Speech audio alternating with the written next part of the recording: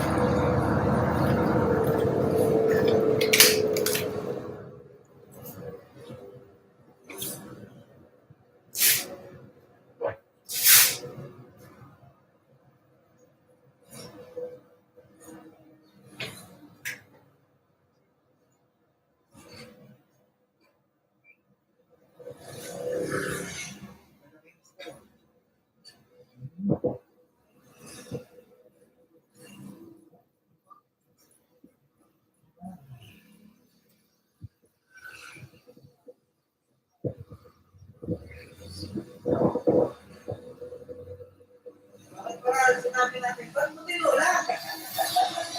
Kasama mo yan, tutulak mo.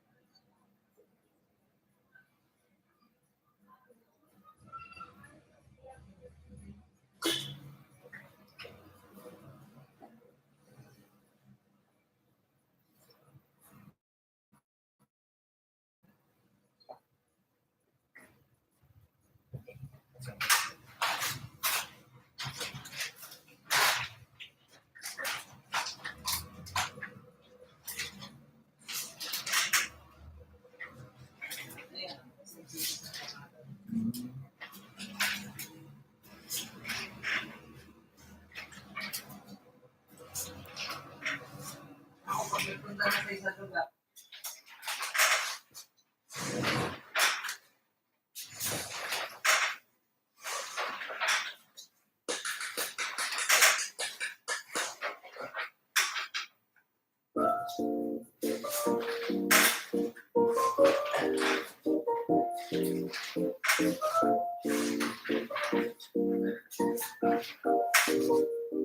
今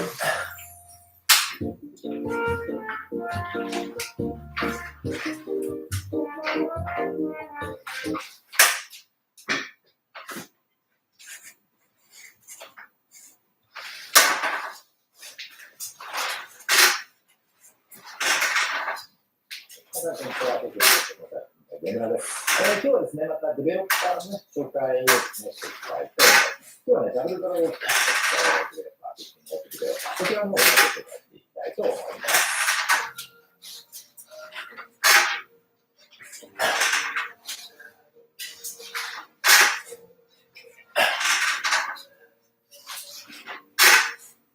まずですね、具体的な、ね、紹介ファイルなんですけど、自分にクリエイター教育を紹介フィリピンというのはですね、東京都で紹介していくだろうということで、ある意味ですね、この投資の世界でブルーオーシャンということが言えます。つまり、これからですね、高度経済成長に入っていく段階です。日本で言えばですね、1970年代ぐらいのね、イメージですので、とはですね、日本のですね、東京のど真ん中ですね、非常に国会のロケーションですね、この1970年代ぐらいね、日本が高度経済成長にね、金ですね、不動産をね、プライムロケーションに持つと。そうなるとですね、じゃあ今その先がどうなっていくかと。そういったイメージで持ってください。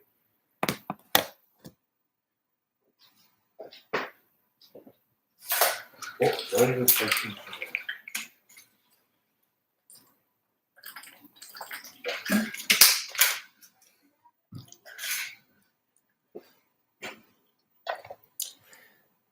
皆さん、こんにちは。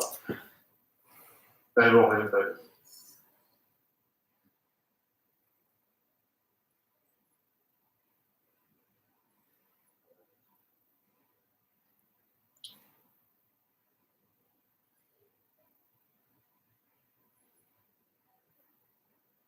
本日よろしくお願いいたします。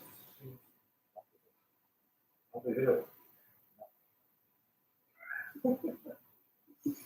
さあ、ライブをね、ちょっと始めていき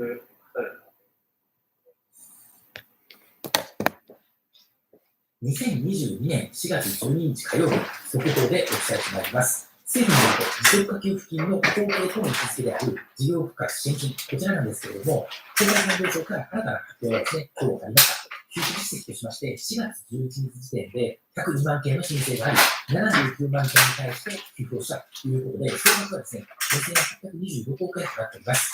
予算 2.8 兆円あるんですけれども、現在までで使われているのが 0.6 兆円ということで、まだまだですね、余っているというような状況です。申請期間は1月31日から、現在4月11日時点で100万件を突破ということです。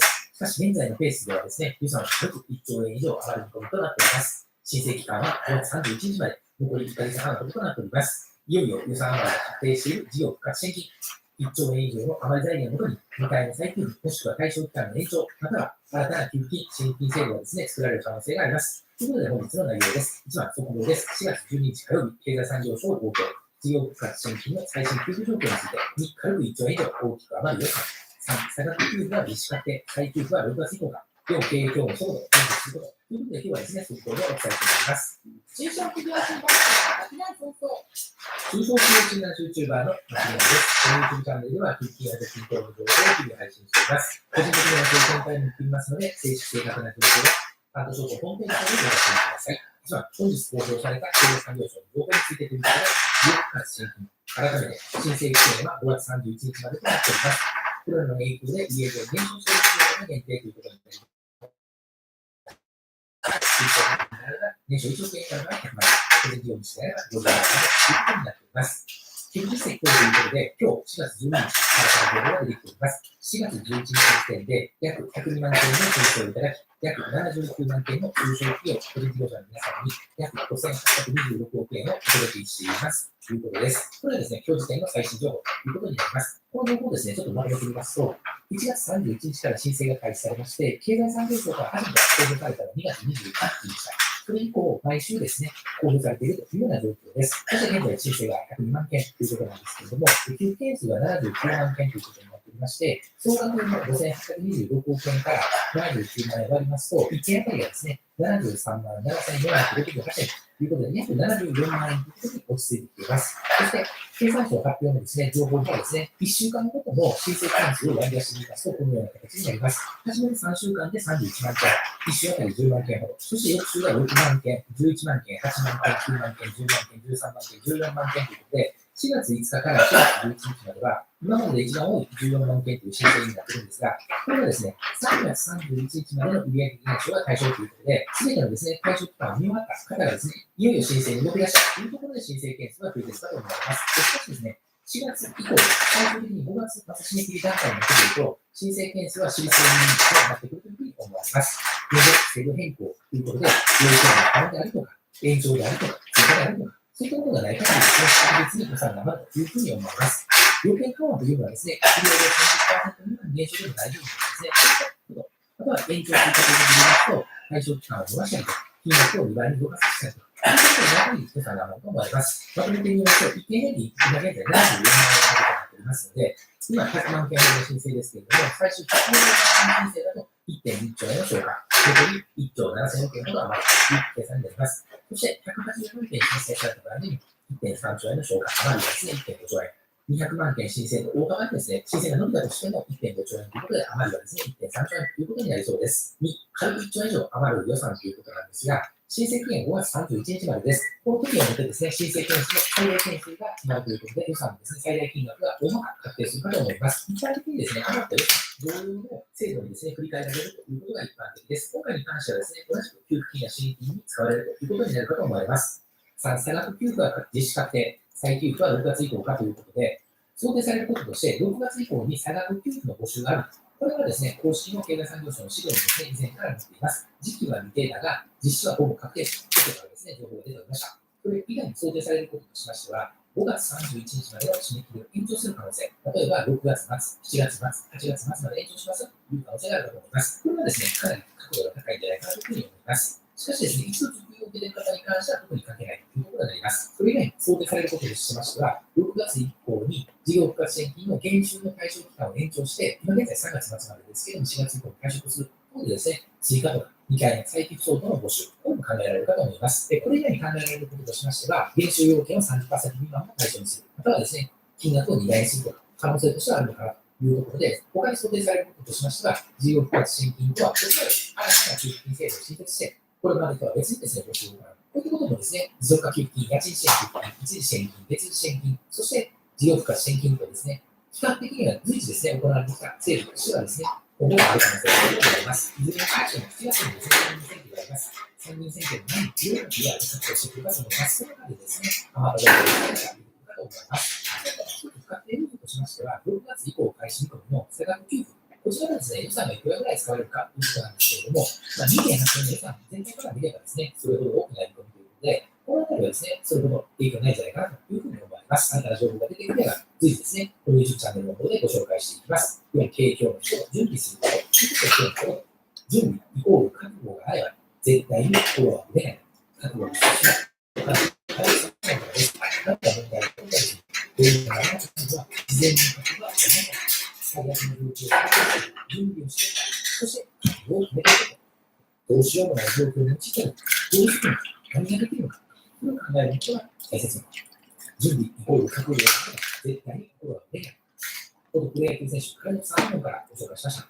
本日のものです。事業復活支援金4月12日に経済産業省が最新の給付要求を公表しました。申請金は5月31日までとなっております。予算は大幅に上がることはほぼ確定しており、6月以降に開始される世額給付と合わせて、追加申請、2回の再給付、対象期間の延長、要件緩和、可能性もあるかと思います。ということで、暖かくなってきましたけれども、自然と触れ合ってますでしょうか。あまりは芝生に寝ていって、それに広げていきましょう。それではまた皆さん、お会いしましょう。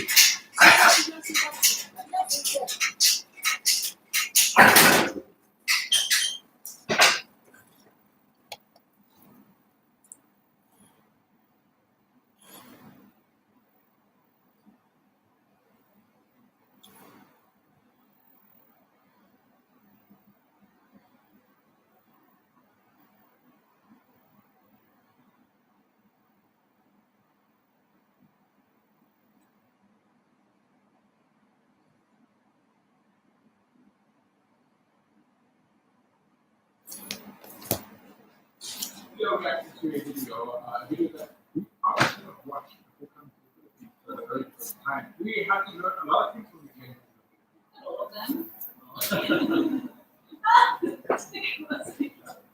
Never will. He's already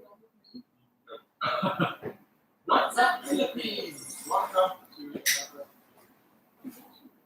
another Space Out Frozen. Mike not makes sense. Today we are reacting to a video that we probably should have watched before coming to the Philippines for the very first time. Mistakes. We have to make lots of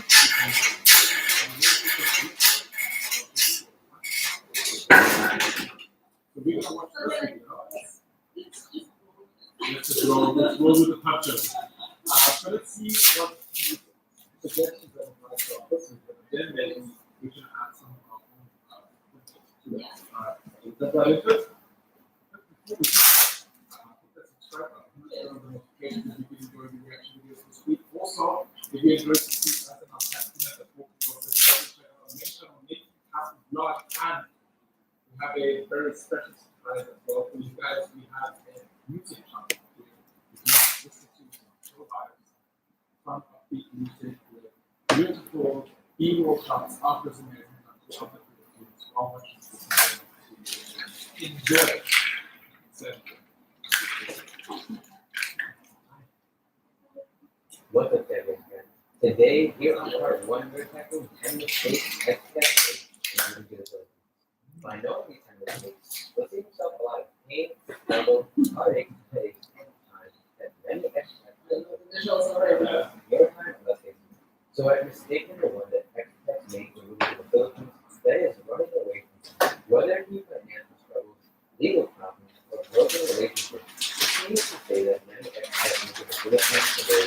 But the thing is, just bring yourself to that and follow them to the foot. Let's the thing is that up, it will come back on.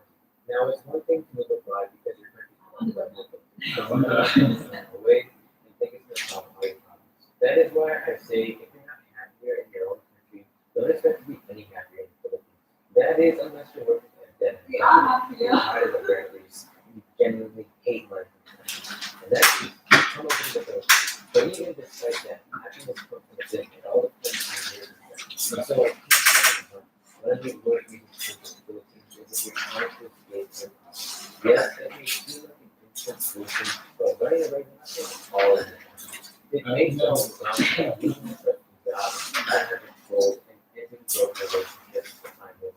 But more often than not, your major problems will follow you wherever you go. So if you're harder to dealing with your problems in your home country, where life is familiar, what more can you live in your foreign country where life is uncomfortable? It's like adding fuel to the fire. Money and legal problems will not disappear and will only be waiting for you when you return. That is why it is important for you to keep your business.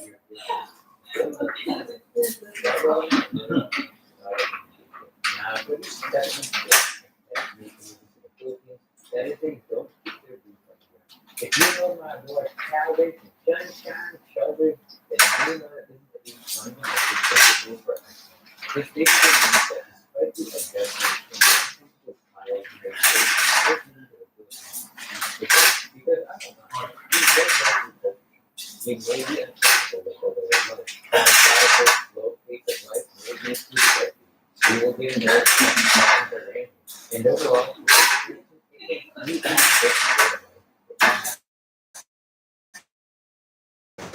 no one said that wasn't going to be but and so a conversation and it doesn't feel like we would perhaps but this is what they don't take too much of living here for the I'm going to from personal experience. It's almost as if we should have a test and you keep your group and take out past that timeline and it's smooth sailing together. I've never mentioned this, but it almost took me for years to adapt to the way of life in the country. My first year was very uncomfortable, and I even thought that life in the U.S. was way better. But added poverty, poor infrastructure, and interaction with the locals here was something that was hard to adjust.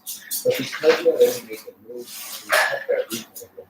After that 1 year of discomfort, the Philippines began to grow. I began to compare apples to apples. Our lifestyle has been able to live stress-free and without a review how much cheaper it is here, less chaos, a relaxing environment, how much safer I feel here than in the US. And I started to from the people more here too. Basically, my perspective was broad. And so let's try to really adjust that the initial stages of moving to the Philippines may be uncomfortable and may not be easy to settle. Even if you really want to advise you to the Philippines, keep your reason and remember why you moved here. Now, if it was statement 3 for expats moving to the Philippines, that is falling in love with you. As the saying goes, love is blind.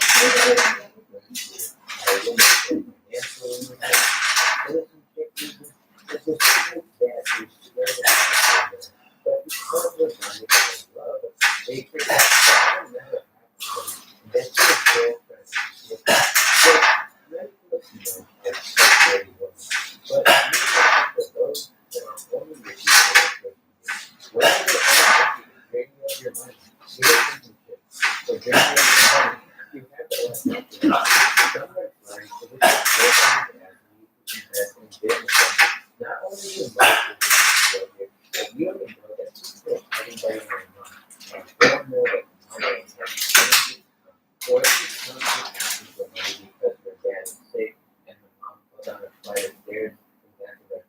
Honestly, I shouldn't have to say this. Most of you guys have been around longer than I have to know this, but you let a different head control. I don't know what's so common. Most times they wouldn't get good. After these good mistakes, the Philippines started bringing these dollars. The dollars are value three things. One, because of expats who two, because of expats that think everything is a deal, and three, because of expats that think that they're already. First off, it's hard for expats to understand because they think that weekly exchange rates will have all over the world. And even in some cases, they get so live that they can come to the Philippines and live like a king on $500 a month because of that. When in reality, the Philippines is cheap overall. It's not as cheap as many expats make it, especially if you still want to attain a Western life. So in turn, expats spend on privileged things because in their mind, they have endless money here. Secondly, it tells the expats think that everything is a deal because most things are cheaper here. But you have to get into the habit of prices from an American perspective, so from a Filipino. After all, you're in the Philippines, and buying everything that you think is a deal will end. And even if you make it over time, for example, and in reality, prices are paying 3 times.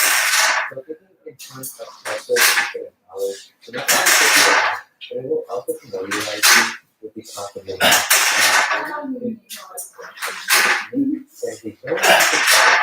I'll tell you, it's so easy to get into the habit of comparing the Philippines to where you're from. But you must understand, it is crucial to keep that in mind.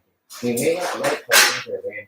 You may get mad and there will be several different things to adjust to. But from the get-go, ingrain it in your mind that you're in a completely new country with a completely different way of life. You can't get all the upsides that you came here for without at some point experiencing some of the downsides. And so by keeping an open mind to the people and their culture, you will adapt exponentially faster to the country. Now moving on to these 6 mistakes that expats make, that is underestimating the cost of living. So many expats come here on vacation, seeing that prices are cheaper than home, so when they come here to the Philippines, they think that prices will be very cheap. But the fact of the matter is, the Philippines does have low cost of living, but it's not very cheap. You cannot live on $500 and live cheap. And even for us, living in BGC is cheaper than in the US, but it's still on par with Western cost of living. It's important to have a higher budget than you think you'll need for peace of mind. A lot of expats come here with the mentality that I'm only going to spend $1,000 because my favorite YouTuber says I only need $1,000. What I'm not sure Who says that? life on $1,000 is not ideal for most expats. So the misconception that the Philippines is dirt cheap is untrue, and it leads to disappointment for many expats when moving here. Now, for the 7th mistake that expats make when moving here is thinking that differences are no big deal. While there are differences that can easily be ignored, there are others that can't. Whether you're planning on sending your kids to school here and it's not up to your standard, or you can't trust the healthcare in the Philippines, These differences can be a real deal breaker. While here on vacation, you may have thought that the cultural differences were just subtle, but when you're moving to the Philippines for good, things may take on more importance when you're living with them every single day. Moving on to the eighth mistake that experts make is they don't do their research. This is why Today is making me with friends. it is a Another great experience. nail down where you want to get plans at different places, where you want to be near, what hospital you want to enter. All of these things should be planned out beforehand. Not to mention, rules, customs, and culture is different here. So researching that beforehand will help you to adapt easier here. Now for mistake number 9 that expats make, that is not exploring options. Researching and watching the Philippines through a screen can only take you so far. So by actually traveling to different areas in the Philippines, you can find which places for you. While Manila may not be your cup of tea, living outside of it in these provinces may be more to your life. So in order to find your ideal place, you want to be able to compare different parts of the Philippines. You don't want to only stay in one place when you get to the Philippines. Meanwhile, there's a better place out there for you. Now for the 10th and final mistake, that is waiting for Okay, you. so Papa, When it comes to feeling welcome in this country, Filipinos have a way of naturally welcoming foreigners. But if you're looking to make friends, no Filipino has multiple. Even if your English isn't so good, or you're intimidated, or you're not familiar with your culture, Filipinos may be fine. So I suggest if you want to Filipinos, take that advantage and start up a conversation. Because they genuinely want to get to know you, but they have a perception that foreigners are rude. By you approaching them, it's more likely that they'll be open to you and feel so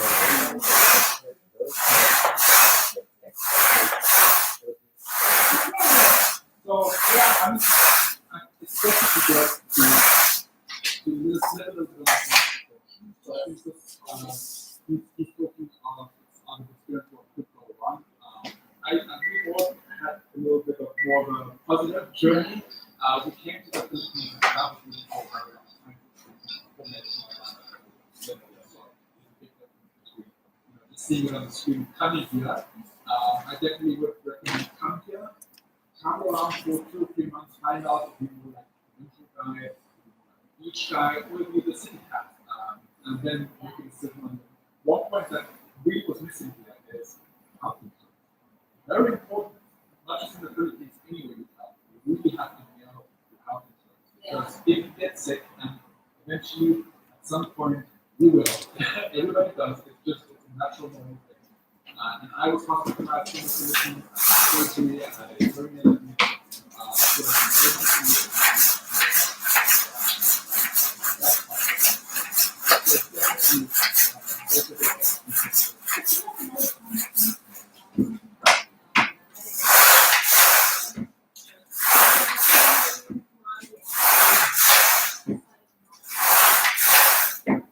yeah, I was trying to keep close to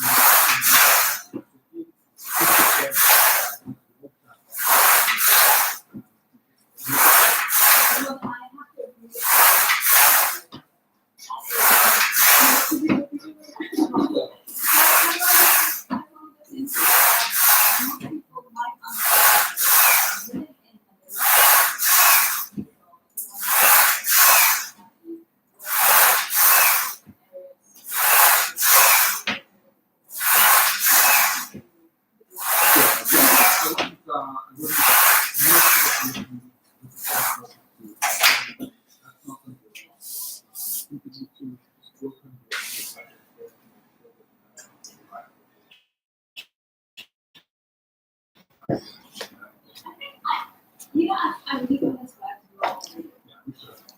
So is that something you guys would like to see? Yeah, because I think we have a different perspective at some points, and some things that we want to add. Yeah. So, If you're looking to travel to the Philippines, short and long term, you have some resources. We'll also put our health insurance.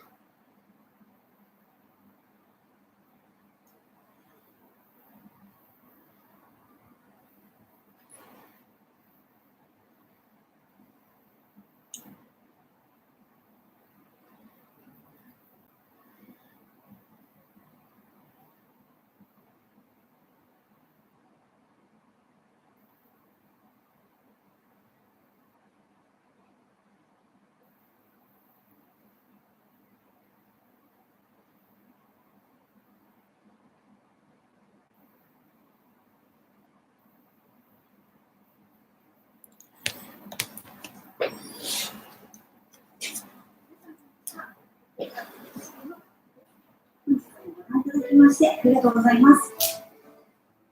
さあ、今回はですね、入国関連の情報動画となります。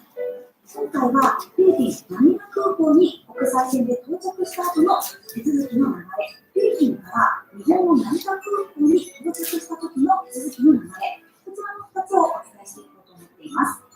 今回お伝えしていく内容なんですけれども、弊社の日本事務所のスタッフが2022年3月半ばにマニラへ出張に来た時に実際に行われた手続き、こちらをもとに紹介をしていこうと思います。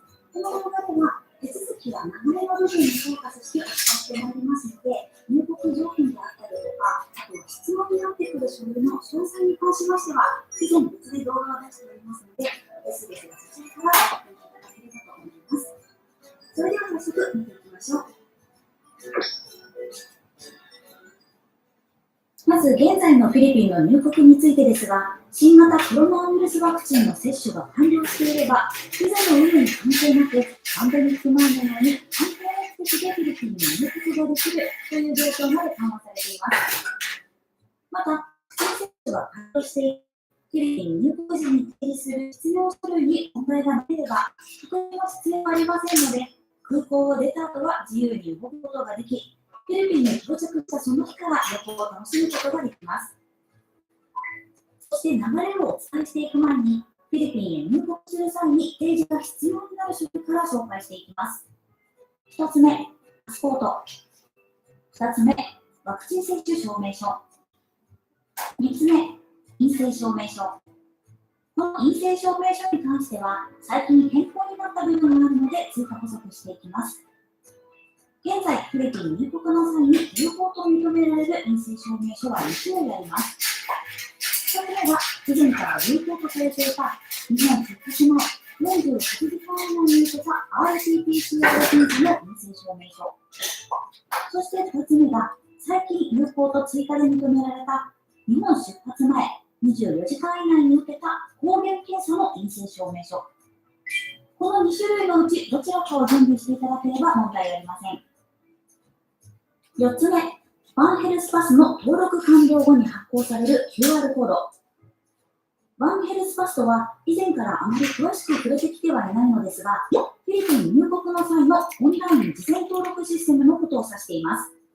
この登録を完了した際に発行される QR コードを印刷、または保管をしておきます。5つ目、フィリピン入国後30日以内に帰国、または第3国に出国するためのチケットや予約確認書。6つ目、新型コロナウイルスに感染した場合に治療費用として3万5000ドル以上が保証される海外旅行保険の加入証明書。7つ目、フィリピンの追跡アプリトレーズのインストール。これら7つを事前に準備していただく必要があります。それではここからはフィリピン入国の流れについて紹介していきます。まずは成田空港での出発の流れです。一番のチェックインカウンターで確認されたのはこれらの書類だったそうです。先ほどお伝えした事前準備が必要な書類はほとんどが確認をされましたが、トレーズアプリのインストールのみ確認がなかったそうです。フィリピン国内でも現在ほとんど運用をされておりませんが、アプリのインストールが必要という案内自体はまだありますので、事前にインストールだけでもしておくことをお勧めいたします。そして3番の飛行機に搭乗される際ですが、フェイスマスクの着用は必須。フェイスシールドは任意での着用となっています。そして4番の機内では、パンデミック前と同様に、フィリピン入国カードと税関申告書が配られますので、これらを機内で記入し、到着まで保管をします。次はマニラ空港到着の流れを見ていきましょう。今回はマニラ空港第1ターミナルに到着した際の流れとなります。まずゼロの待機について、飛行機を降りた際に1番目の手続きを行っている書類カウンターに誰も待っていなければ、そのまま1番の手続きに進んでいけるのですが、この写真のように自分が乗ってきた飛行機よりも先に到着していた別便の搭乗者の書類チェックがまだ終了していない場合、手続きが終了するまでしばらく手前の通路で待つ必要があるそうです。飛行機から降りた後、最初に行われるのが1番の書類チェック。らのカウンターでは、この4つの種類が確認されます。これらのチェックが終了した後、提示した航空券にスタンプを押されて返却されます。名前の上にスタンプが押されてしまったため、実際の搭乗券はお見せすることができないのですが、イメージとしてはこのように、青字でホームクアランティーンというスタンプが押されています。この搭乗券は後ほど使用するそうなので、なくさないように保管が必要です。次に2番のフィリピン入国審査のカウンターへ進み、これらの種類が確認されます。入国審査が終わった後は、スーツケースを受け取り、4番の税関を通過する際に、機内で記入した税関申告書を提出します。そして5番の空港出口にいるスタッフが、1番の手続きの際に、スタンプを押された搭乗券を確認して外に出たという流れになったそうです。この外に出るときに提示した搭乗券ですが、書類チェックのときに押されたスタンプの種類によって、外に出られるのか、隔離が必要なのかを区別しているようです。ということで、最初のカウンターは、おそらくフィリピン検疫局のカウンターだと思われます。検疫局のカウンターと入国審査のカウンターが見られる書類が違うという部分がポイントになってくるのではないかと思います。ちなみに、セブ空港に国際線で入国する場合も、検疫局のカウンターで見せるもの、入国審査のカウンターで見せるものは、今回のマニラの流れと同じでした。ただ、隔離が必要な方と不要な方の判断の仕方は、空港やターミナルの運営によって違うようですね。なお、ワクチン接種が完了している場合、フィリピンに到着した際に PCR 検査などを行いませんので、到着後、空港内で長い時間拘束されることもありません。それでは今度は逆に、日本に入国、帰国する際の情報をお伝えしていきます。現在、フィリピンから日本へ入国、または帰国した場合の隔離についてですが、ワクチン接種の有無により、隔離が不要なケースと、入国翌日から7日目までは自宅隔離が必要なケースの2つに分けられています。隔離が不要なケースは、政府から指定されているメーカーのワクチン接種を3回行っている場合のみが該当します。ちなみに政府から指定されたワクチンメーカーはこちらとなっています。この指定以外のワクチンメーカーを使用している場合は、たとえ3回接種が完了していたとしても、隔離不要と認められませんのでご注意ください。ワクチンが未接種な方や接種が3回未満、そして3回接種をしていても指定ワクチンメーカーに当てはまらない場合は、すべて入国翌日から7日目に当たる日まで自宅隔離が必要となります。この場合、自宅隔離中に自主的に検査を受けて、隔離期間を短縮できる措置もありますので、気になる方は説明欄に記載した厚生労働省のホームページをご確認ください。それでは、こちらを踏まえて、日本に入国、帰国する際に必要な準備書類を紹介していきます。準備書類1つ目。フィリピン出発前72時間以内に受けた PCR 検査の陰性証明書。この陰性証明書には日本入国専用のフォーマットがありますので、そちらの準備が必要です。今回弊社のスタッフはマカティメディカルにあるジャパニーズヘルプデスクを利用して検査を行いました。検査前日に予約をし、当日は日本人スタッフのアシストが入りながら病院内で検査を行い、翌日結果を受け取りに行ったという流れです。検査を行ってから検査結果の受け取りまでには24時間前後時間がかかりました。病院側に専用用紙に記載してもらえるように依頼もしてくれるので安心して利用できます。フィリピン国内の PCR 検査についてはコメント欄で質問を多くいただいておりますので、また PCR 検査についても動画を出していければと思っています。2つ目、ワクチン接種証明書。こちらは先ほどお伝えした日本入国後に隔離が不要となるケースに当てはまる方は提出が必須となります。3つ目、誓約書。これは簡単に言うと、日本政府が決めた入国後のガイドラインに従いますという旨が記載された書類にサインをして提出が必要になります。4つ目、質問書。この質問書には連絡先や日本での滞在先などの個人情報、また健康チェックなどの項目が記載されています。そして5つ目、MySOS という位置情報や健康状態を報告するアプリと COCOA という追跡アプリのインストール。この MySOS というアプリですが、健康報告アプリとしての活用だけではなく、ファストトラックと呼ばれる日本入国における事前登録ができるようになりました。このファストトラックは MySOS のアプリ上でこの1から4までのすべての必要書類をまとめることができ、陰性証明書やワクチン接種証明書は写真をアップロード、誓約書や質問票はアプリ内で記入、回答し提出が可能です。この事前登録は日本入国の16時間前までに完了させる必要があるのですが、日本に帰国する前にお時間のある方はご利用してみてもいいかもしれません。アプリ上で事前登録をしない場合でも MySOS と COCOA のアプリのインストール自体は必要になりますので、事前にご準備をお願いします。この便利なファストトラックの詳細や専用 QR コードについては説明欄にリンクを貼っておきますので、興味のある方は確認してみてください。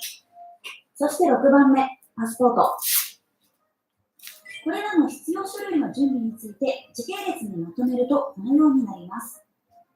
詳しくご覧になりたい方は一時停止をしてご確認ください。それでは最後の項目、フィリピン出発から日本入国までの流れをお伝えしていきます。まずはマニラ空港出発の流れです。1番目のチェックイン。この際に確認された書類はパスポートと PCR 検査の陰性証明書のみだったそうです。2番、3番については特に注意事項はなかったようで、4番目の日本へ向かう機内では MySOS アプリで事前登録をしていない方向けに誓約書と質問書が、そして搭乗者全員に向けて税関申告書が配られますので、こちらを機内で記入して日本に到着するまで保管します。それでは次に成田空港到着の流れを見ていきましょう。撮影禁止な場所が多かったようなので、主に受け取った用紙などの写真を使用してご案内していきます。まずは0番目の到着。到着したターミナルから専用の手続き会場へと移動します。手続き会場では搭乗便ごとに椅子が分けられており、手続きが開始されるまでこちらで待機をします。1番目の手続きカウンターではこれらの書類が確認されます。MySOS のアプリ上で事前登録が完了している場合は、パスポートと MySOS の画面の提示のみでいいそうです。今回、事前にインストールが必要な追跡アプリ COCOA については、どこのカウンターでも確認がなかったそうですが、案内自体がありますので、事前のインストールをお願いします。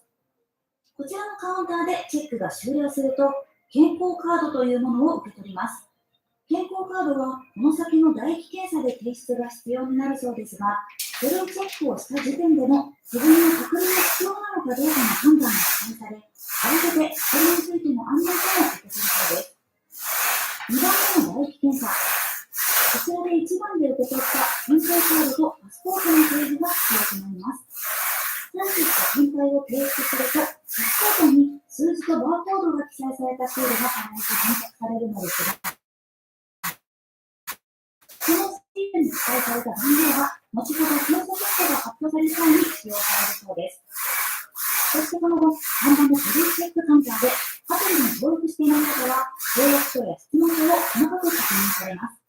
ちなみにこのアプリにスマートフォンの貸し出しカウンターがあり、スマートフォンを持っていない場合は、健康チェックや追跡アプリがインストールできないため、有料でスマートフォンの貸し出しが可能になっていたそうです。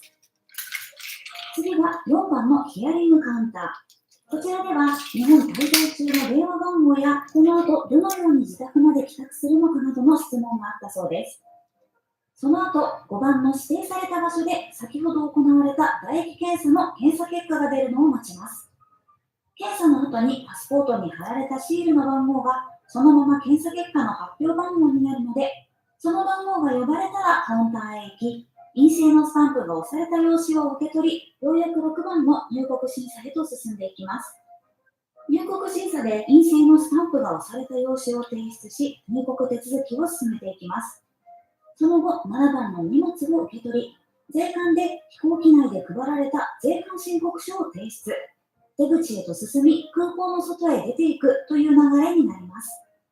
3月から新しく自宅隔離が必要な場合であっても、空港内での検査時間から24時間以内であれば、公共交通機関を使用して移動することが可能になっています。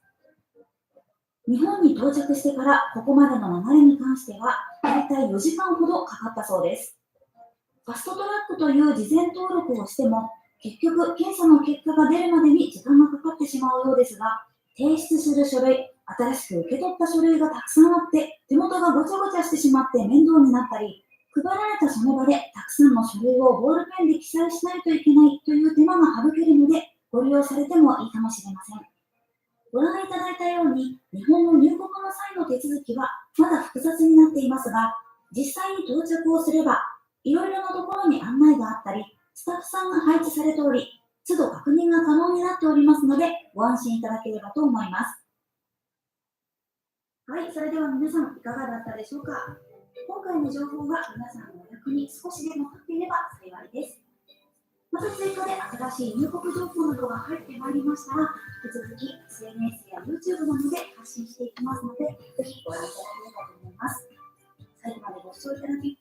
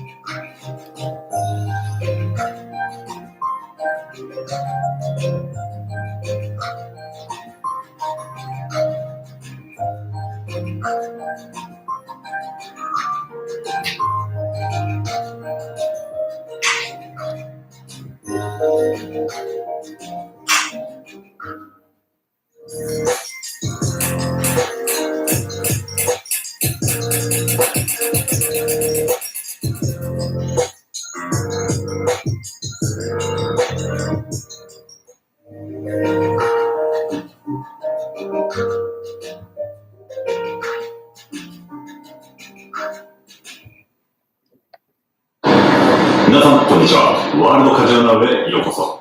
MC の三浦に代わりまして、私、フライデークラブのイミリ大輔がお届けしてまいります。今回はですね、フィリピンに入国の際に必要なアイテム、ワークヘルスパスの登録方法についてご案内します。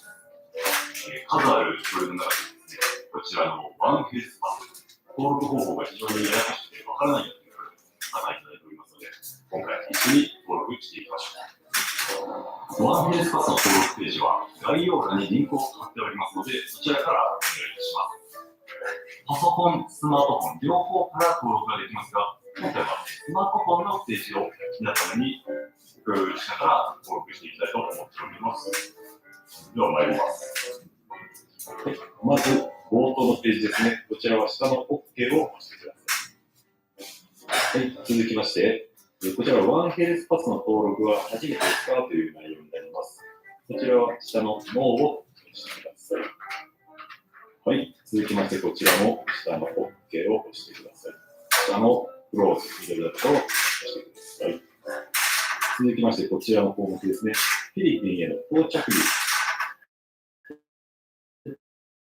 はい、続きまして、エアポート、到着する場所ですね。こちらは上のエアポートをチェックする。そうしますと、到着する空港ターミナルが出てきます。マニラに行かれる場合は、下から3つの中のターミナル1、2、3、いずれかを選択します。次は上のエアクラフトパッセンジャー。こちらをチェック入れてください。はい、続きまして、こちらフィリピン人じゃありませんよということで、上のノンフィリピンパスポートフォルダ、こちらですね、をタップしてください。続きまして、その下の、私は外国人ですよということで、上の方をタップしてください。次はですね、ワクチンを打ちましたかという質問になります。フィリピンに入国する際はですね、2回以上のワクチン接種が必要となりますので、上のイエスをタップしてください。続きまして、こちらですね、ワクチンカード。こちらはですね、真ん中のナショナルワクチンカードをタップしてください。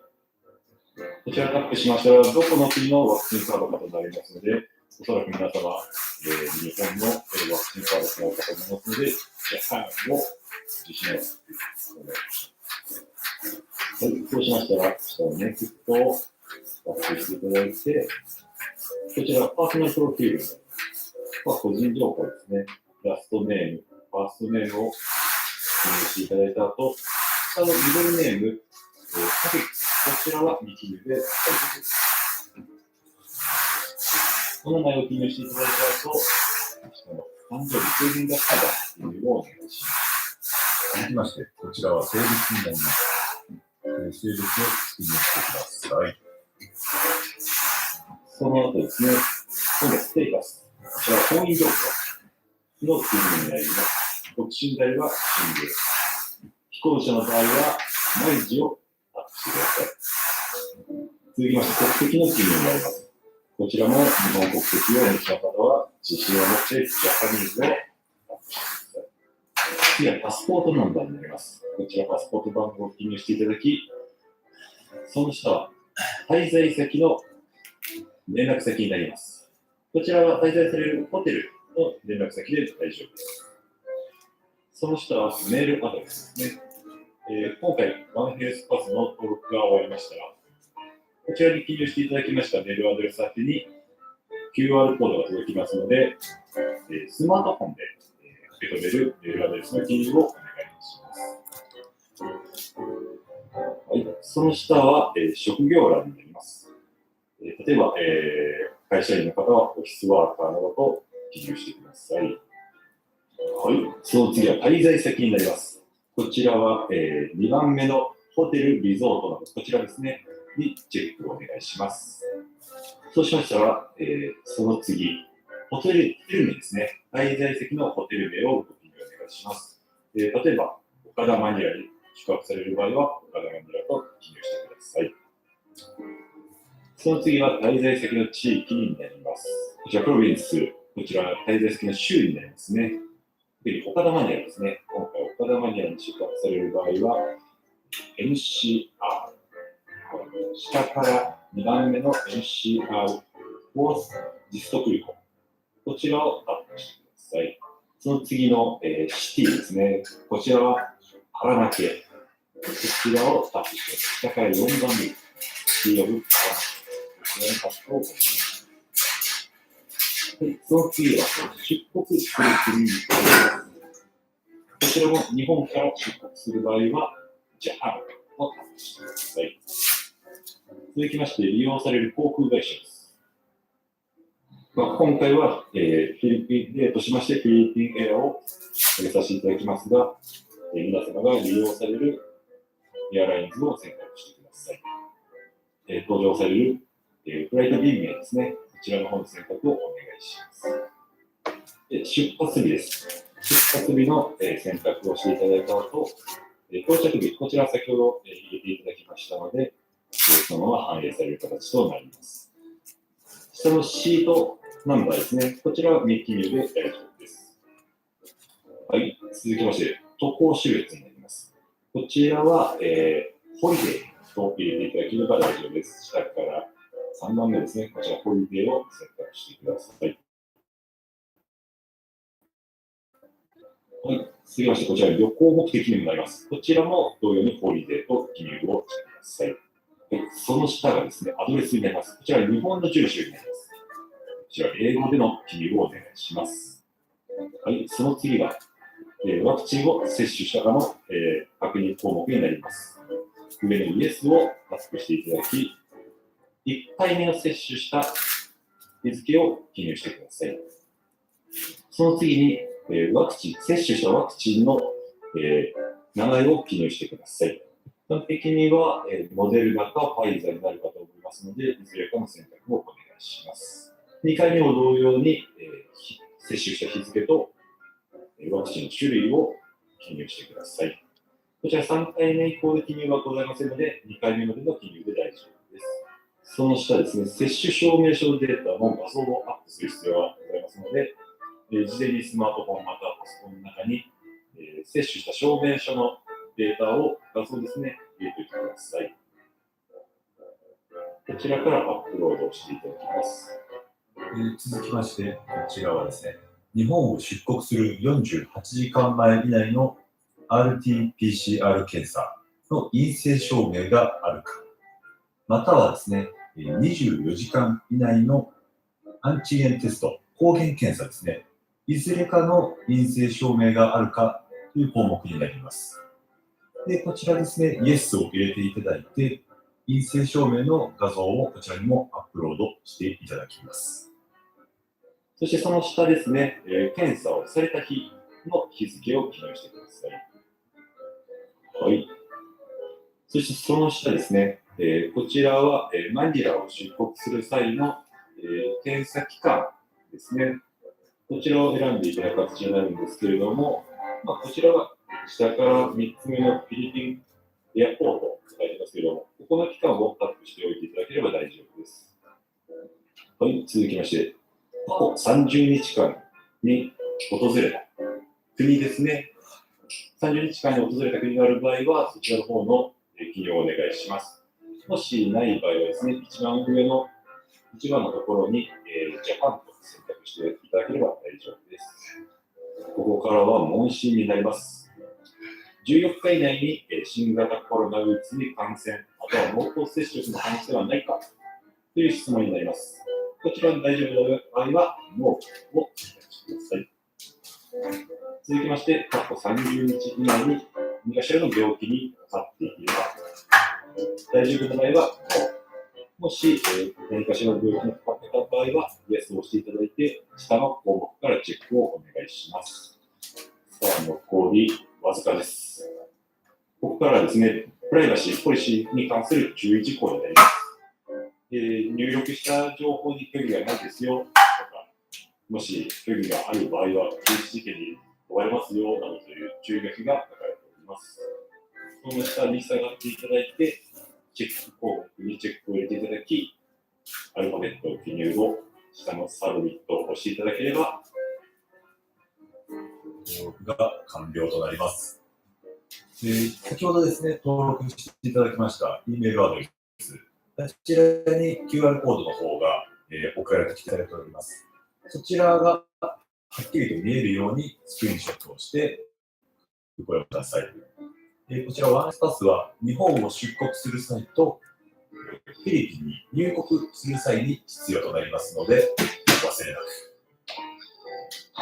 いかがでしたでしょうか。以上がワンヘルスパスの登録方法になります。私もですね、3月の25日にフィリピン、マニラに行ってきたいと思っております。その際にですね、フィリピン入国する際の様子ですとか、フィリピン出国する際に必要な RT-PCR 検査をどこで受ける必要な書類情報をですね、集めていきたいと思っておりますので、ご期待ください。少しでも皆様がフィリピンへの渡航する際にですね、不安を払拭できるような情報をアップしていきたいと思っております。まずは4月からですね、フライデークラブがフィリピンにてサービスを再開いたします。名付けまして、リスタートイベント in